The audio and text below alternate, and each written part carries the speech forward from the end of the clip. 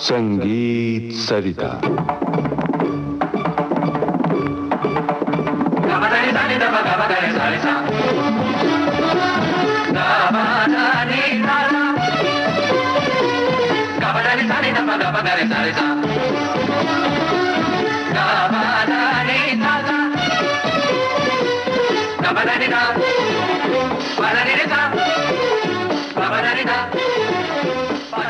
प्रस्तुत है श्रृंखला सरोद का सुर संसार।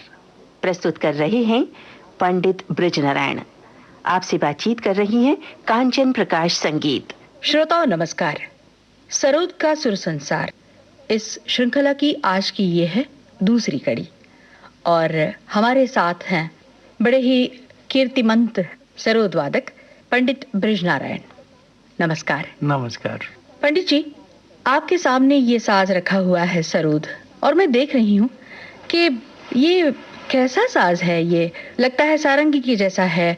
ऊपर की तरफ एक बीड़ा की तरह एक ब्रास का एक छोटा सा तुम्बा भी नजर आ रहा है। बीच में स्टील का कुछ है, उस पर बहुत सारे तार हैं।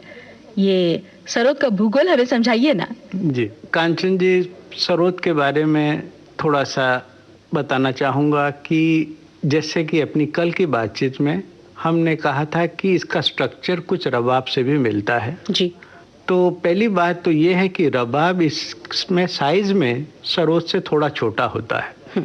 मूल बात यह है कि जो आपने हमें बताया अभी हमारे श्रोताओं को कि सरोद में और रबाब में स्ट्रक्चर सेम होने के बावजूद जो चेंजेस आई है हमारे यहाँ पे शास्त्रीय संगीत को बजाने के लिए, सरोद की जो प्लेट है वो स्टील की है, जैसे अभी आपने कहा था। तो स्टील की प्लेट रबाब में नहीं होती, उसमें लकड़ी की प्लेट होती है। जी।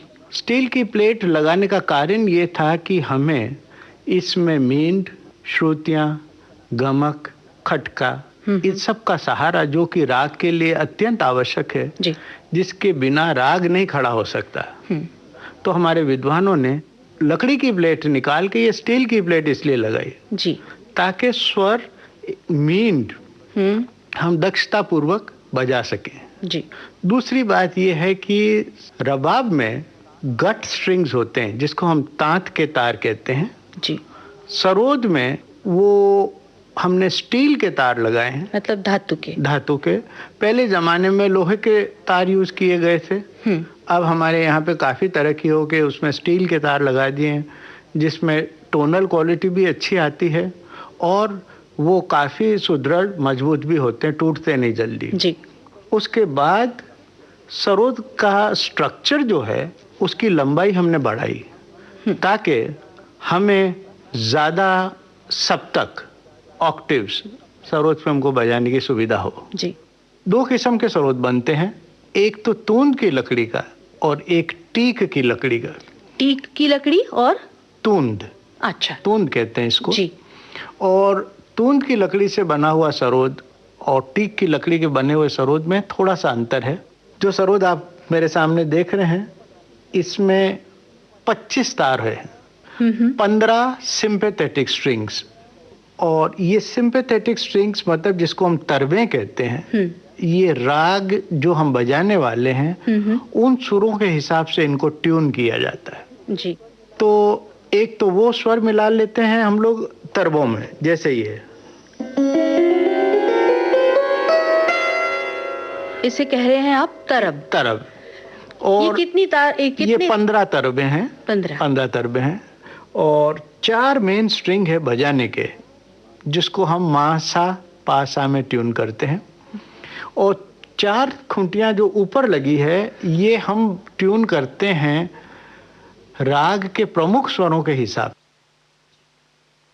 जनरली है नी रे गा सा, और किसी राग में अगर गा नहीं है तो हम उसको मध्यम में ट्यून कर लेंगे। इस तरह से इसकी ट्यूनिंग हम थोड़ी बहुत राग के हिसाब से चेंज भी कर लेते हैं।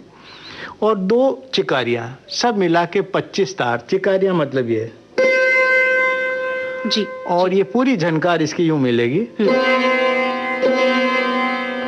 तो इससे एक तो स्वर मिलता है, दूसरी बात इससे लय मिलती है। जी।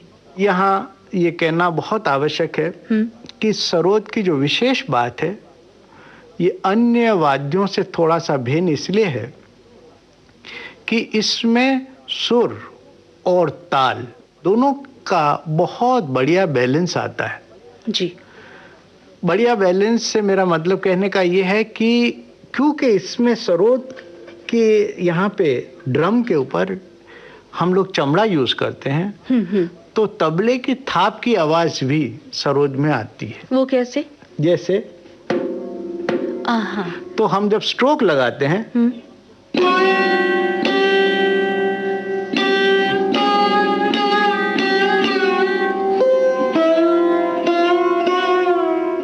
पंडित जी, अभी आप जो तार छेड़ रहे थे, हाँ जी, और इसके साथ साथ ये ड्रम है, इसके ऊपर आपने कहा कि हम चमड़ा यूज करते हैं, उस पर भी आपने आघात किया। हाँ। अगर वो आघात नहीं होता है तो सिर्फ तार कैसे बजता है, और आघात करने के पश्चात उन दोनों का फर्क श्रोता बहुत अच्छी तरह से समझ जाएंगे। ये रहा पहला, जिसमें आघात नहीं है।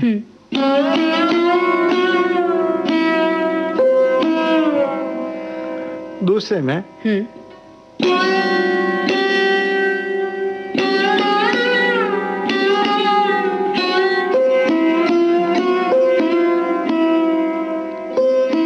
जी जी।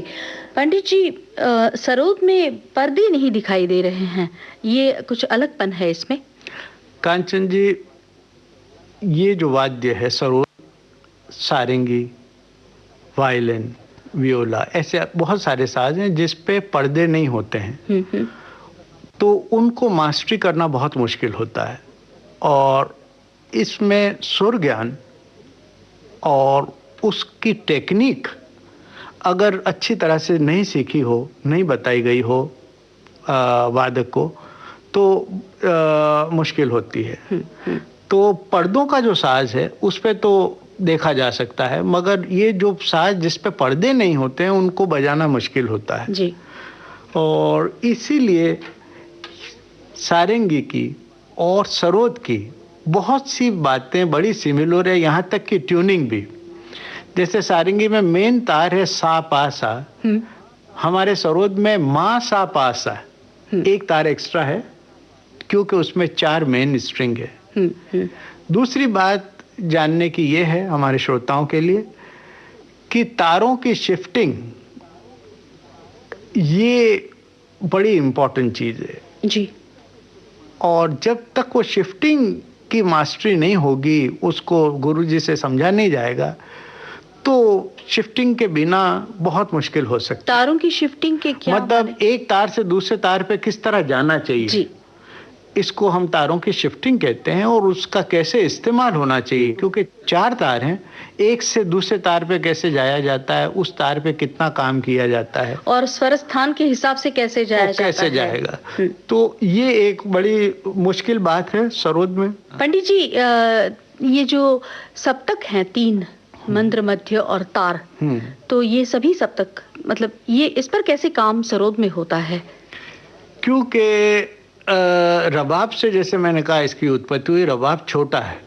सरोद का जब इन्होंने लेंथ बढ़ाया तो उसके साथ उसके ऑक्टेव्स भी बढ़े हैं जी। पहले सिर्फ 2 या 2.5 ऑक्टेव में रबाब बजा करता था, आज हम सरोद पे 3 ऑक्टेव इस्तेमाल करते हैं जी। 3 सप्तक, तो मंद्र, मध्य और टीप।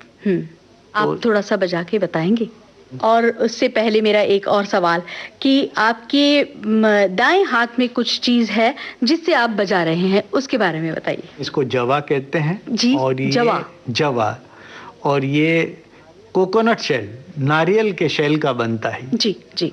मैं आप लोगों को थोड़ा सा तीनों ऑक्टेव में थोड़ा थोड़ा बजा के बता देता हूँ।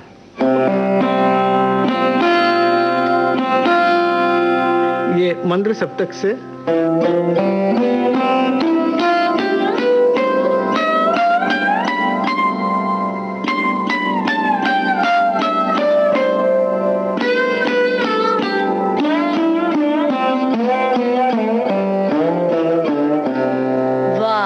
बात है, बहुत खूब। आज ऐसा करते हैं, मैं राग भोपाल टोड़ी आपको प्रस्तुत करूं जी।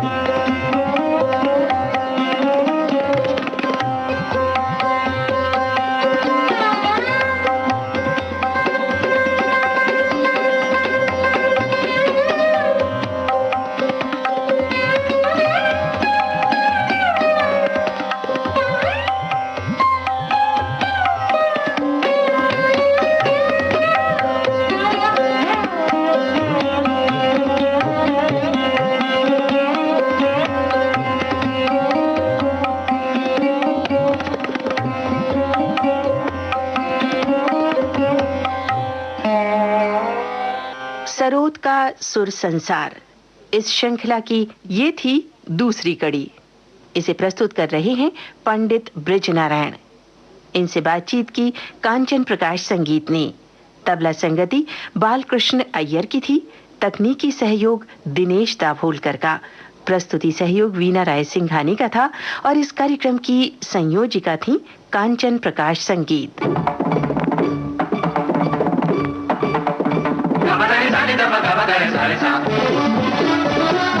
Gaba